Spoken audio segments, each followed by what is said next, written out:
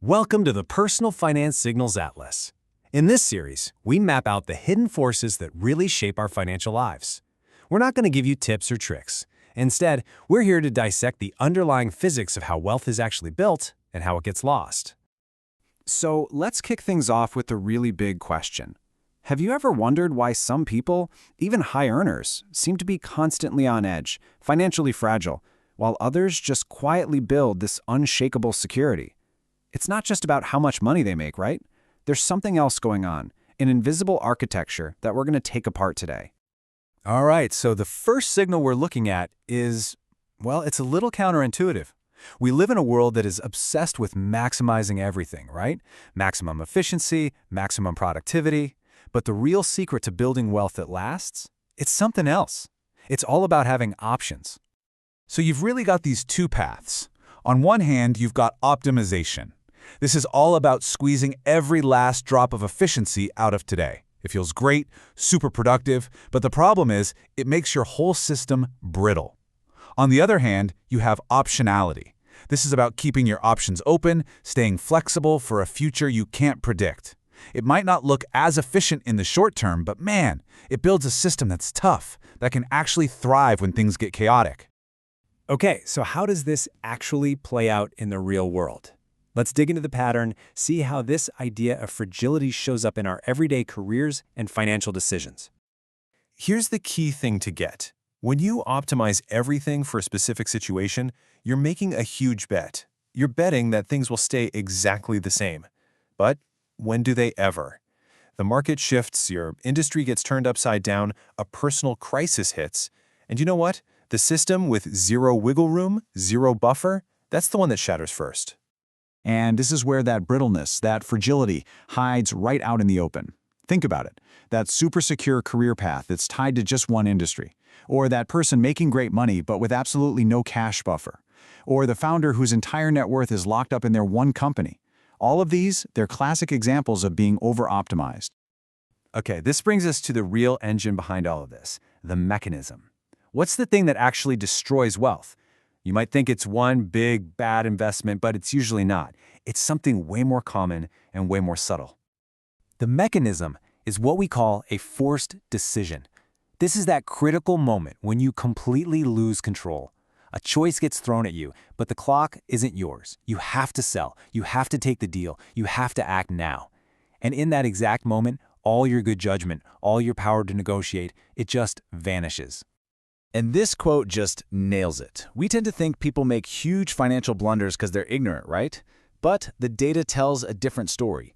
The biggest mistakes, the ones that can wipe out years of hard work, are almost always made when you're under the gun. Urgency. It's the absolute enemy of clear thinking. And here's how it all falls apart, like a cascade. First, some unexpected shock hits you out of nowhere. Then, boom, you're on a timeline that you didn't choose. Your brain just goes into overdrive, you can't think straight. And in that state of panic, you're forced to lock in a terrible decision. Selling at the bottom, buying at the top, taking a horrible deal. And from that kind of mistake, sometimes there's just no coming back. So, who gets hurt the most by not getting this? Well, ironically, it's often the people who look like they're winning. The high earners, the super specialized experts, the optimizers.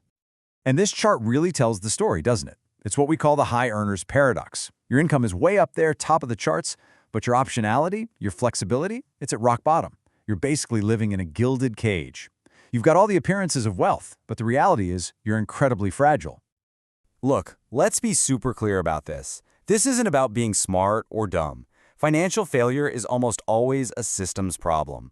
It's about getting trapped in a system, one you might have even built yourself, that just hammers you for being rigid and rewards you for being flexible. The game is basically rigged against anyone who doesn't have room to move. So, what's the edge then? How do you get around this? The answer isn't some checklist of things to do. It's a total shift in how you think. It's about moving away from trying to predict the future and moving towards preparing for it. It's about thinking in possibilities.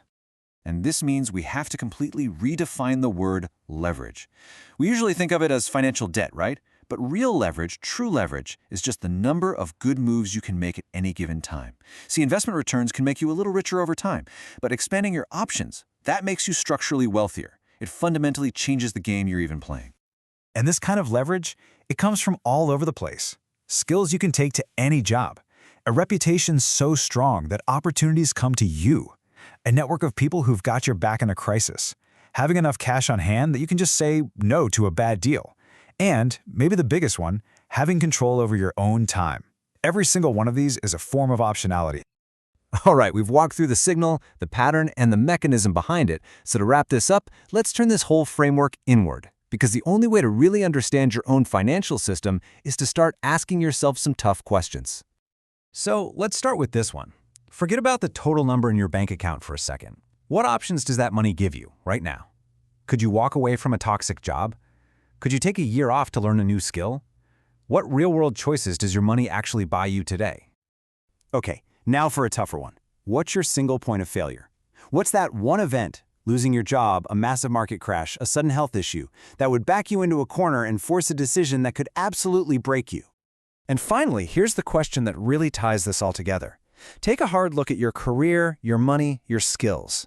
Where have you become so hyper-efficient, so optimized, that you've given up your ability to adapt? Where are you perfectly set up for today, but dangerously unprepared for tomorrow?